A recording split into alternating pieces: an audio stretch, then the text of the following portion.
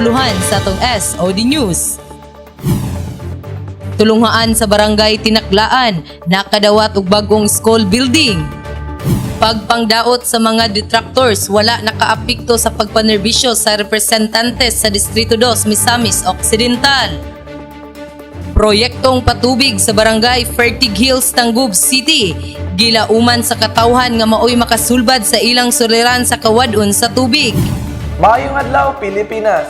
Maayong adlaw, Misamis Occidental. Kini ang pinakabag-ong edisyon sa SOD News. Alang sa nagbagang balita sa Misamis Occidental ug mga latest update sa atong komunidad. Padayon ang pagpaningkamon sa mong news team aron maghatod kaninyo sa importante ug napanahong mga balita.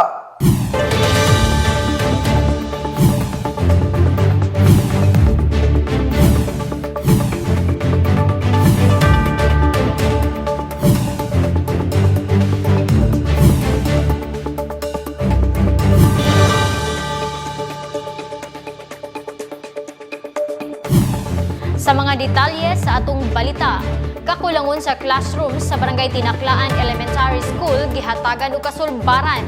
Mga magtutudlo ginikanan gikalipay ang maong kaayuhan. Sa detalye aniya ang report ni Daniel Allen Saha. Tungod nga ang barangay Tinaklaan anaa nahimutang duol sa sentrong bahin sa lungsod sa Clarin, daghan gayud nga mga katawan ang mipili nga mopuyo sa maong dapit. Hinungdan nga mitaas usab ang populasyon sa mga kabataan nga nanginahanglan gayud magpadayon sa edukasyon nga gipangandoy sa ilang mga ginikanan. Sa kataas nga numero sa mga kabatan-unan, nagkataas usab ang panginahanglanon sa mga lawak tulunghaan. Busa mapasalamaton ang mga magtutudlo sa Tinaklaan Elementary School tungod kay natagbo gayud ang kakulangon sa ilang mga classroom aron nga mahatagan og nindot nga kalidad sa edukasyon ang mga kabatan-unan sa maong dapit. Bisan pa man tuod nga aduna na sila mga classroom kaniadto, apan karaan na kini og dili na kini hayahay sa mga pamati sa mga estudyante. Dili kini conducive para sa ilang pagkat-on, gumikan wala kini saktong ventilasyon nga makapakomportable sa ilang mga bata. Usasab niya na mao ang ilang atop nga gabok og magtulo gayud basta mobundak ang makusog nga ulan. Itong among classroom sa una sa Marcos Type Building, atong 3 classrooms, tulo jud to kaayo siya sir kana ang tulo ka classroom kung magklase may kung kusog kaayo ang ulan kana ang naagi time nga pag undang magklase kay kana nag-scattered man ang mga tulo ato dayon yung sa libo kay siya dayon katugod siya nga building ubo siya so every time nga magkusog ang ulan musulod ang tubig. Pinaagi sa ilang barangay kapitan nga si Honorable Kier Butalid ug school principal nga si Mr. Winfredo Butalid, gipaabot nila kini nga mga concern ngadto kang Deputy Speaker ug Misamis Occidental 2nd District Representative Congressman Attorney Henry Waminal aron nga mahatagan og pagtagad ang ilang problema ug dali kining maaksyonan. Nadungo og nabati gayud sa mga kongresista ang ilang mga mulo hinungdan nga dito sa Kongreso iya kining gipaningkamutan nga mahatagan og budget. Masulbad na gayud kining ilang gitinguha nga kalambuan sa ilang tulunghaan. Pinaagi sa General Appropriations Act of 2019 nagahinan kini og pondo nga nagkantidad og 20 million pesos kapin kun kulang. Mapasalamaton gayud si Mrs. Cecil Iyas usa ka magtutudlo sa maong tulunghaan. Gumikan silang nadawat nga kaayuhan nga dugay na nilang gihandom sa ilang dapit. Daghan kaayong salamat Congressman sa project nga imong gihatag diri sa Tinaklaan Elementary School sa among new building, sa mga services nga imong gihatag kanamo og sa umaabot pa namo nga kana ang school principal's office nga ongoing ang construction. Daghang kaayong salamat nga isa mi sa beneficiary sa maong mga proyekto nga imong gihatag dinhi sa Clarin. Mapasalamaton usab si Mr. Butalid ngadto kang Deputy Speaker Waminal tungod wala kini magduha-duha og paghatag og pagtagad sa ilang panginahanglanon. Ako ang mensahe ni Congressman nga sa iyahang sa tawag niya slogan ng Go Go Go Segundo Distrito padayon sa pag-asenso. Mora gyud ang padayon gyud tag-asenso sa atuang distrito gumikan sa ihang kakugigyod no taas sa paglantaw sa mga katawhan sa ato ang distrito sa Misamis Occidental sa 2nd District. No dako sa paglantaw labi na sa mga kabataan. Kaya sa pag-asoy nako anag kung ubahin sa personal may pay kabataan kay saksakto gyud ang paglantaw gyud. no naglantag sa kanunay nato sa mga kabataan mo ning mga proyekto sa eskwelahan iya ginang gikuan no sumala ato gi ma-witness no mga lingi dito lingi dire ato gi makita ang iyang improvements yang pagka-congressman.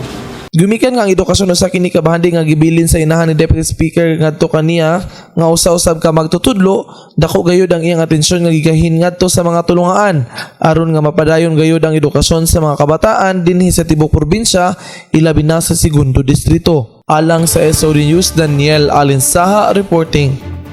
Giklaro ni Deputy Speaker Henry S. Waminal sa iyang pakiginabi sa lokal nga telebisyon nga taliwala sa kadaghang naguba o nagpanamastamas sa iyang kadungganan, wala kini nakapatandog sa iyang hugot nga advokasya ug pagpanirbisyo sa katawan sa Distrito 2 Misamis Occidental. Sa dugang impormasyon, aniya ang report ni Eva Patigayon. Yung mga kaigsunan, ayaw mo og kabalaka. Nasayod ako kung unsa inyong ibati sa mga text nga akong nadawat gikan kaninyo nangumusta ka nako.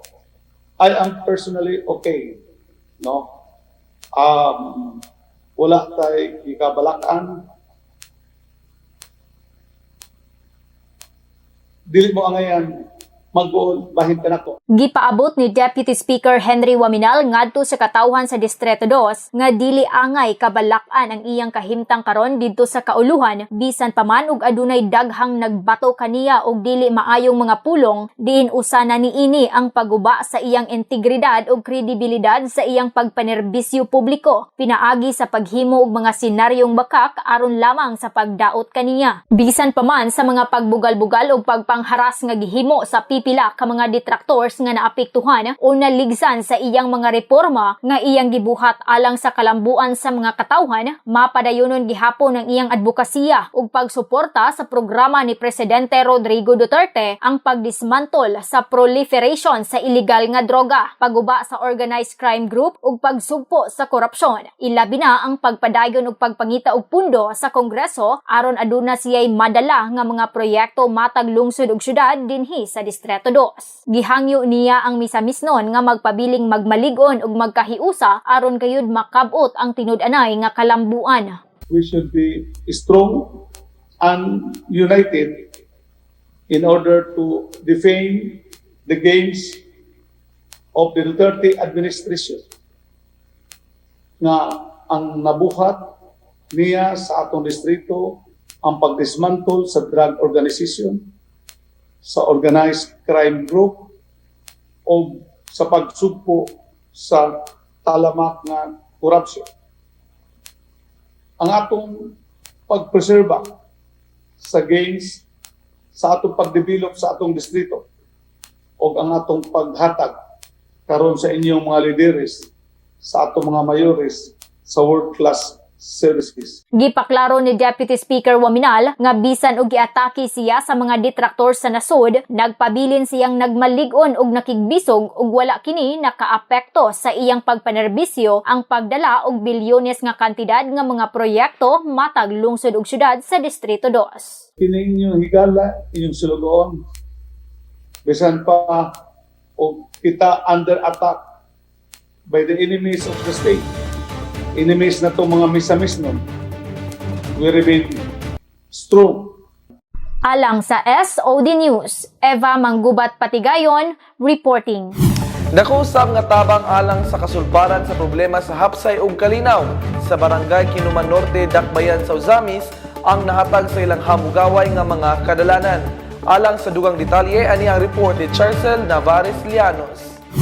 Mao kini ang barangay Kinuman Norte sa Dakbayan sa Ozamis. Usa sa bukirang bahin sa Dakbayan nga usa-usab sa maagian paingon sa Fertig Hills una ila sa tawag nga huyuhoy kung ikaw buot mo iskapo sa mainit o stressful nga syudad. Dugay na nga gipangandoy sa mga taga Kinuman Norte ang haruhay nga kadalanan kay gawa sa saunang lapukon nga kadalanan walay mga salakyanan nga makatungas niini nga nagpalisod sa ilang kahimtang ilabi na sa mga mag-uuma sa pagdala sa ilang mga produkto ngadto sa syudad. Ug usa sa ilahang dakong problema ang Nagpalinaw sa ilang barangay kay tungod sa lisod nga kadalanan, dili hinanaling makaresponde ang mga kapulisan sa daghang mga tulis og patay nga nahitabo sa naasoy nga barangay. Nga nahatagan lamang og kasulbaran tungod sa hugot nga pagpaningkamot ni Deputy Speaker Henry S. Waminal aron mapasukipan og pondo nga 12,260,000 alang sa Kinoma Norte Tugalar Road concreting aron sa ingon mahatagan og kahamugaway ang kahimtang og kinabuhi sa mga katawhan niini. Matud pa ni Peace and Order Council Danilo Lagunda, sobra gayud kalisod sa ilahang kahimtang sa wala pa ang maong proyektong padalan sa ilahang barangay.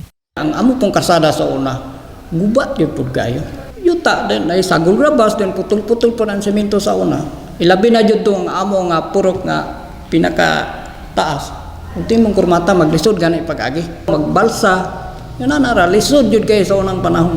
Na-truck makabot manggaling, pero dire sa highway. Dili kasulod dito niya. Mugikan ka og buntag, muli ka gabi. Busa mauna lang gayud ang ilahang pasalamat ngadto sa kongresista sa pagtubag og pagpaningkamot sa pagpangita og pundo aron masemento ang ilang kadalanan nga dugay na nilang gianto sa pipila ka mga katuigan. Dako jud kay namong pagpasalamat nga sila na maoy na namunuan karon diri sa ato ang kuan Osamis og ingon man sa Distrito 2. Midugang pa ang mga konsehales og paabot sa ilahang pasalamat ug puno sa inspirasyon nga mensahe alang sa kongresista. Kay matud pa nila, walay laing nga kongresista ang nakahimo niini, sukad nga sila nangatungdanan sa ilahang barangay sa mga milabayng pipila ka mga administrasyon. Atong munuan karon ilabi na ni working congressman, dako jud kay namong pasalamat jud sa iyang gihatag namo nga proyekto. Sila na dumala medyo hayahay o kami mosuporta jud mi kung unsay ilang gikinahanglan mosuporta mi tumikan sa ilang pagkaayon nilang pagdala namo o paghatag mo proyekto. Dako kay namong pasalamat jud nga sila mo inmunuan karon sa atong syudad. Pud magpalabi og kagool si Kung ba sa mga inana naman jud nang naamang gyud mga isyu-isyu. Di lang pud palabi ka kung kay sa amo adiri sa among barangay kung welcome jud kay kanamo kay tungod nga maayo jud ang imuhang pagdumala diri sa among barangay sa Kinoma Norte. Matud pa ni Konsehal Lagunda tungod sa kahamugaway sa mga kadalanan, napasayo na gayud ang ilang pang-adlaw-adlaw nga kinabuhi. Kumikan nilang congressman, ay na kayo tuloy-tuloy nang imuhang pag-agi. Adong nang gimad, gingguna, trigos, padulong sa muntol. O sa una din, yun ang makagi. Karon yan ang kayo makagi-agi, bisa ka kapadulong. Kumikan ni congressman sa iyang pagkamakugihon, pagkamayo din nga muhatag o proyekto. Mayong mangita, yun siya o nga proyekto o unsaon nga muasinso yun ang Osamis, ilabi na sa iyang distrito. Alang sa SOD News, Charcel Navarez Llanos reporting. Mayor Donji Animas sa lungsod sa Sapang-Dalaga nagmando sa taga-RHU sa pagpahigayon og swab antigen testing sa tanang empleyado sa Municipal Hall human nga adunay natala nga nagpositibo sa COVID-19. Ania ang report ni Mary Hope Tambor.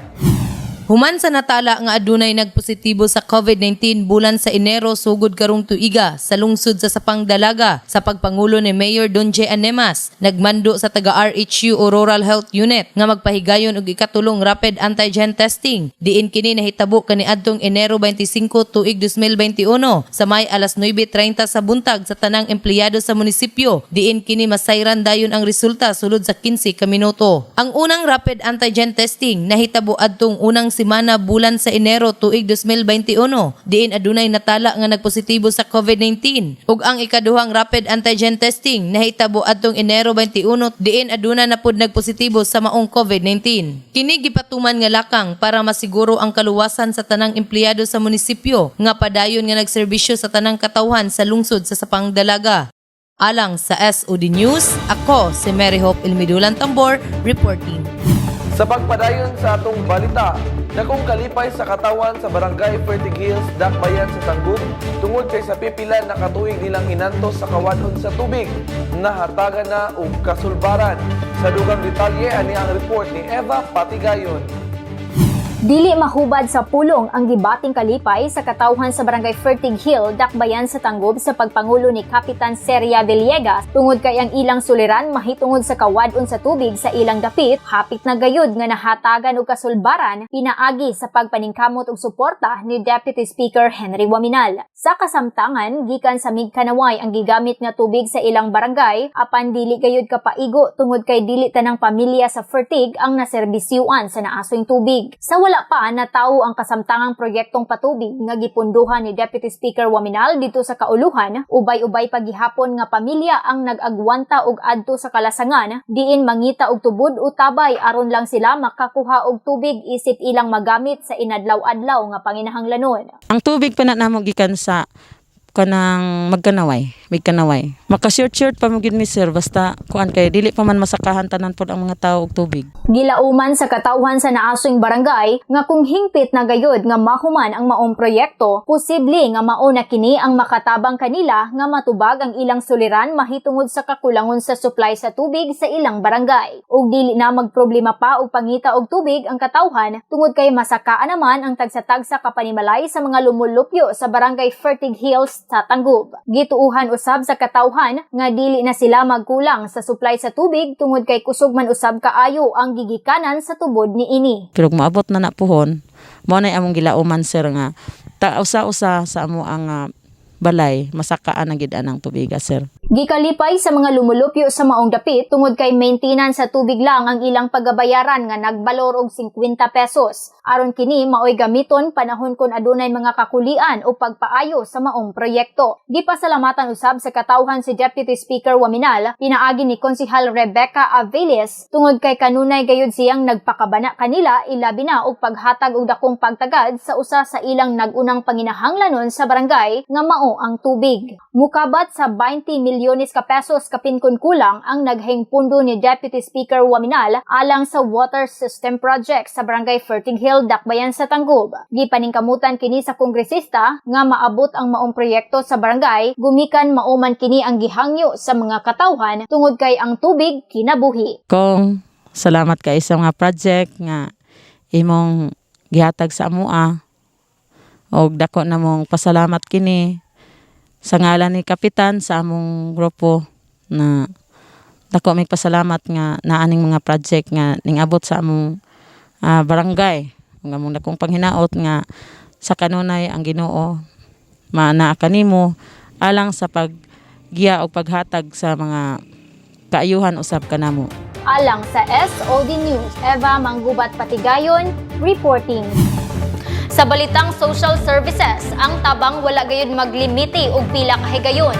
Busa sa ikaduhang beses natabangan ang usa ka residente sa Barangay Sinunok, lungsod sa Sinakaban sa iyang suliran sa medikal nga bahin.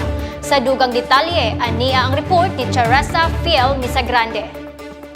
Makita gayud ang kalipay ni Marilo Dante Mahinay nga taga Barangay Sinunok, lungsod sa Sinakaban tungod sa maayong balita nga iyang nadawat nga ang iyang pasyente nga igsoon sa iyang bana makapahimulo sa free hospitalization program. Ang Free Hospitalization Program, usa ka programa ni Deputy Speaker Henry Sevilla Waminal. Tuyo niini nga matabangan ang mga taong anaa sa ubos nga kahimtang sa ilang bayronon sa dihang sila ma-confine sa Mars Medical Center. Usa ka dusuan ang pasilidad sa probinsya ug sa mga kasikbit nga mga probinsya. Sumala ni Marilu 5 na katuig gabalik-balik sa ospital ang iyang bayaw tungod sa sakit nga diabetes ug karon tungod kay dili na makaya sa panudlanan, nangayo na gyud sila og tabang aron matagbo ang ilang bayronon nga 34,800 pesos. Ang iyang pasyente usa ka ulitawong gulang ug usa ka mag-uuma og walay igong panginabuhian. Gisaysay usab niya nga ikaduhang beses na siya nakapahimulo sa free hospitalization program. Tuig 2018, na-admit ang iyang igsuon tungod sa sakit sa atay ug miduol siya sa buhatan aron maabaga ang ilang bayronon nga 34,515 pesos. Panapos ni Marilu, wala ni sukad nga programa ug wala siya makasinati niini sa mga nilabayng administrasyon. Busa nang hinaot siya nga magpadayon sa pagpanerbisyo ang kongresista aron daghan pa iyang matabangan. Daghan kayong salamat nimo Congressman Henry Waminal og daghan kayong salamat sa imong staff sa imong opisina nga mitabang nako karon og nag-entertain Og daghang salamat sa tanan nga imong natabang gikan adtong 2018 hangtod karon nagpatabang pagihapon ko nimo. Tungod kay wala mi kwarta nga ikabayad sa ospital. Sa ikaduhang higayon, natabangan gayud si Marilu sa nasangpit nga programa. Niining bahina makita gayud nga ang pagtabang sa usa ka leader wala gayud gilimitahan. Ang dinaliang panginahanglanon gayud ang gilantaw busa gihatagan usab og dinaliang pagtagad. Manghinaot ko kay dako siya katabang sa iyang mga katawhan. Sama nako natabangan ko niya atong miaging 2018 hangtod karon 2021. Alang sa SOD News, Charessa Fiel Misagrande reporting. Sa pagpadayon sa atong balita, usa ka ng laban nga personalidad ang patay human sa gipahigayon nga drug operation sa lungsod sa Clarin kaniadtong adlawng Biyernes. Sa dugang detalye, ania ang report ni Daniel Alensaha.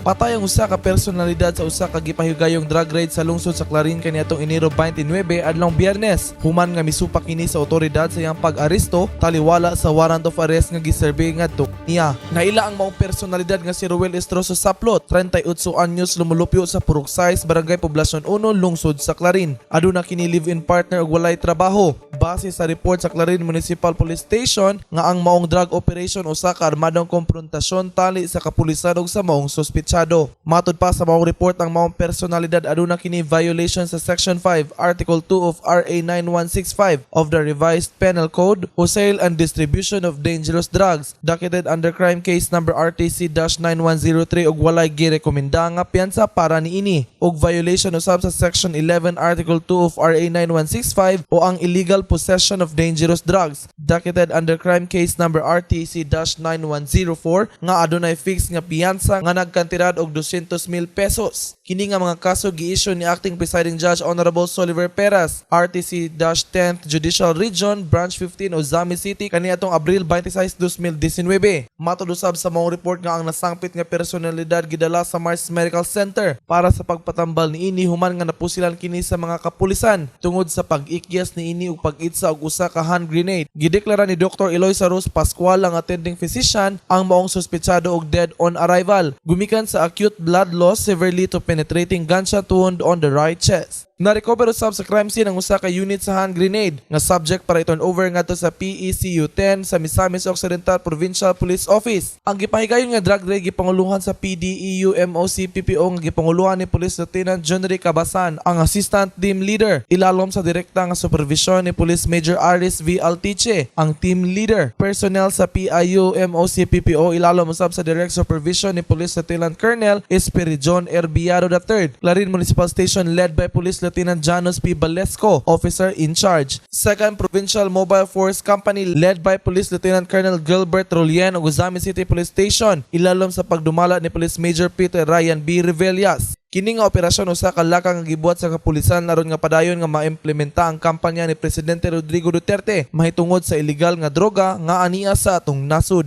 Alang sa SOD News, Daniel Alensaha reporting.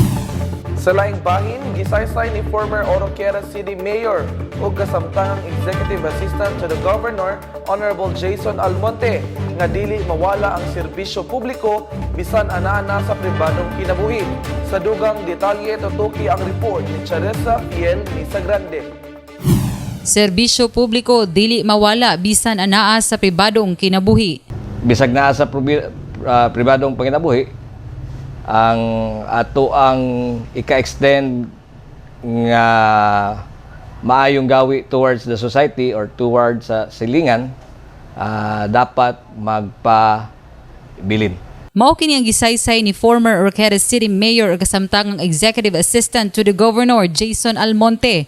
Din iya nga gihatagan og gibug-aton ang padayon nga pagserbisyo sa publiko bisan wala sa politikanhong kinabuhi. Sumala niya bisan wala niya ang swerte sa 2019 election exercise apan iya nga gisugat ang mga bagong butang nga nahimong pokus sa iyang kinabuhi.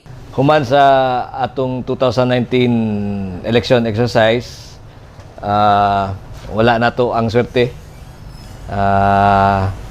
Of course, balik ta sa bread and butter sa ato ang panginabuhi. Na full-time balik sa gamay and sa pamilya nga negosyo.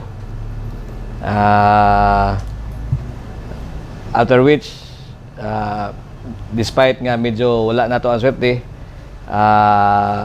nagyapoy kalipay because na dungagan ang panahon sa pagbalik sa negosyoan, pagbalik sa panahon sa pamilya.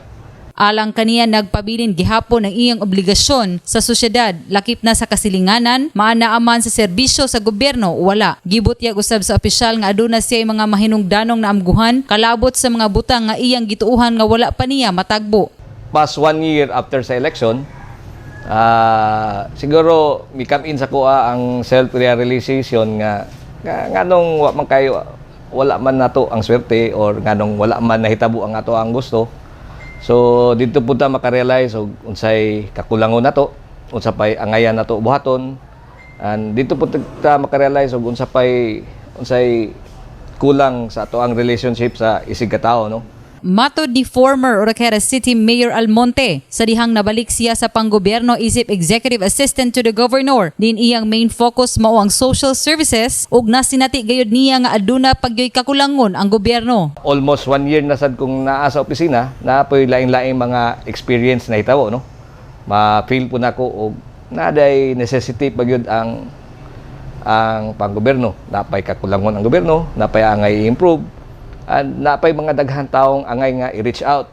Gipaklaro usab sa opisyal nga ang mga ayuda sa ilang buhatan, naglakip sa ayuda padulong sa barangay, direct ayuda sa individual, medical, burial, educational ug uban pa. Mao kini ang iyang main task isip executive assistant. Dito nako sa opisina nako nakita nako ang different problems sa individual. Well, na-encounter po nako ni sa mayor pa ko. But karon medyo dako nga scale kay sa tibuok probinsya na. Dili sa tanang panahon makaya og masulbad sa gobyerno ug nasayod siya isip executive assistant nga daghan pagayod ang nanginahanglan og tabang.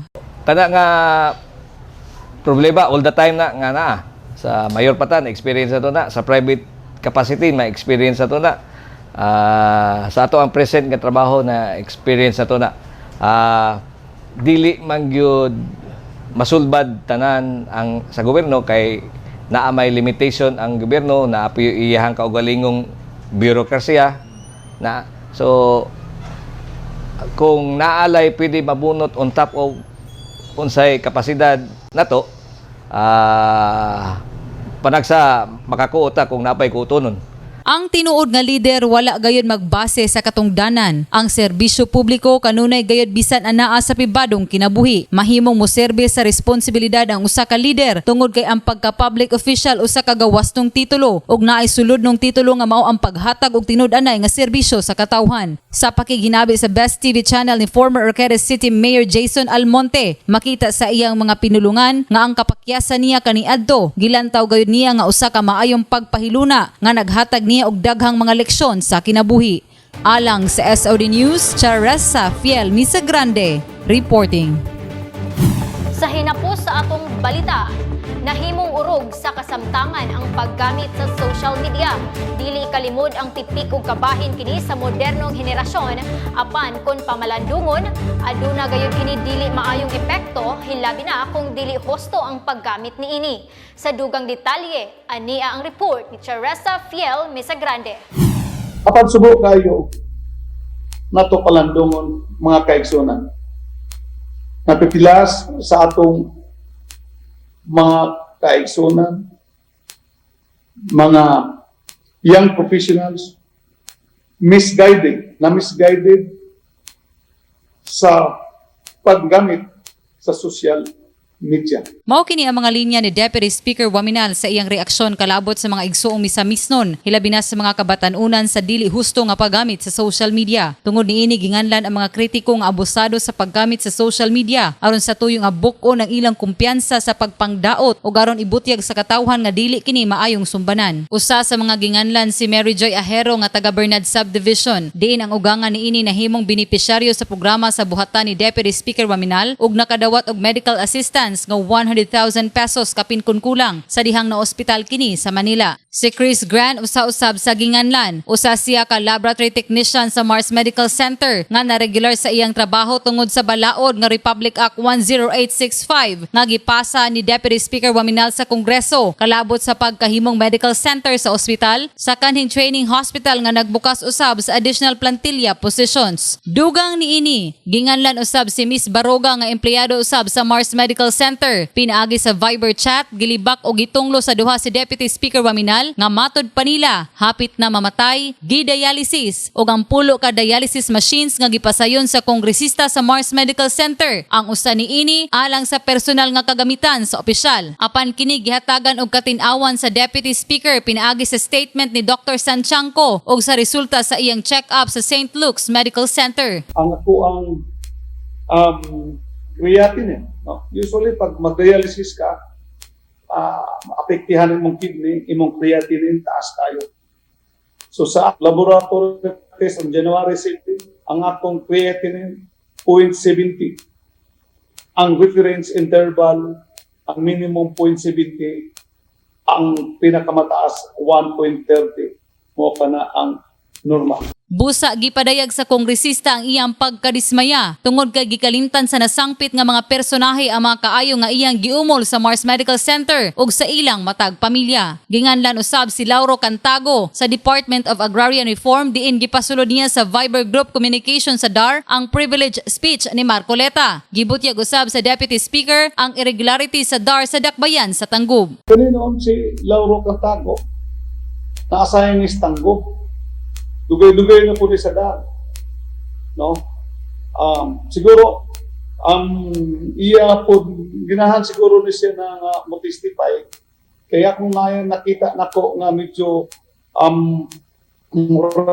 irregularity sa DAR, kanang pang-distribute sa title sa OLP, katong Operation Land Reform Program, na diya sa Dakbayan sa Tangub, doon ay pipila ka mga tao, akong mahibawan, nakita gina ko ang title, na dili siya sumuhan, waga na siya physically magpuyo diha, bisang tuod ang iyang mga ginikanan, ang mga igsuon taga-Tangub, na isyuhan og title. Tungod sa post nga dili takos mahimong congressman sa 2nd District si Deputy Speaker Waminal, ginganlan usab si Erwin Ramos, kini siya naminyo og taga-Ozamis og stepson ni kanhing mayor sa Don Victoriano nga si Rudy Luna. Apan ang kanhing mayor na sagasaan sa reforma ni Deputy Speaker Waminal sa pakigbisog sa droga og organized crime group, busa agi og kasuko kon balos nagpost si Erwin Ramos batok sa kongresista. I understand, Mr. Ramos, sa imong sentimento, pero palihog lang. Ayaw apil-apil diri sa politika. Kaya dili man ka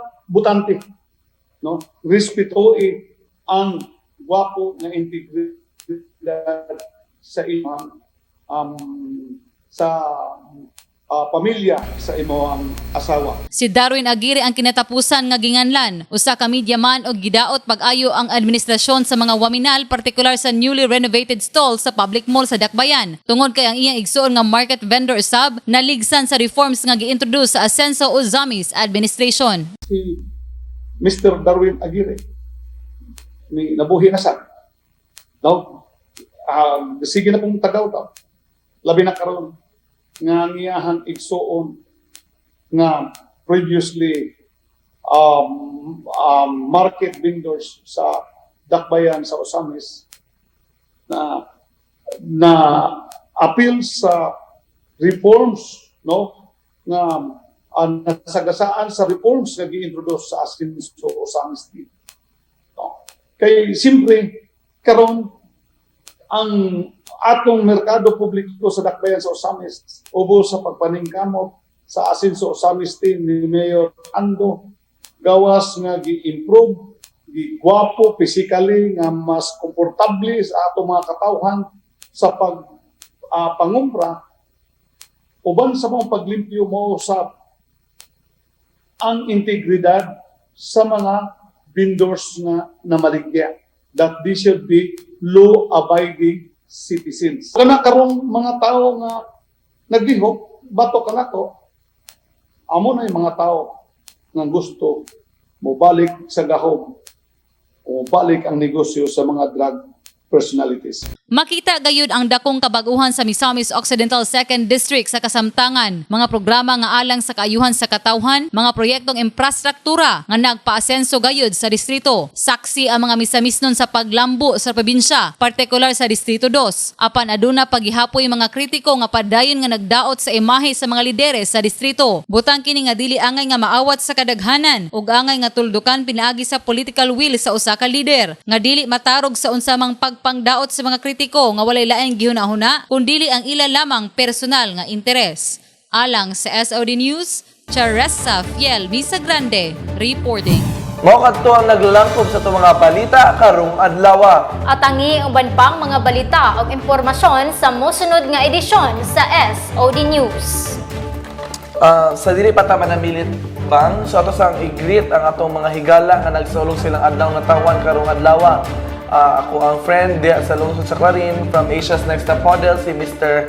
Abdul Johari Ochate.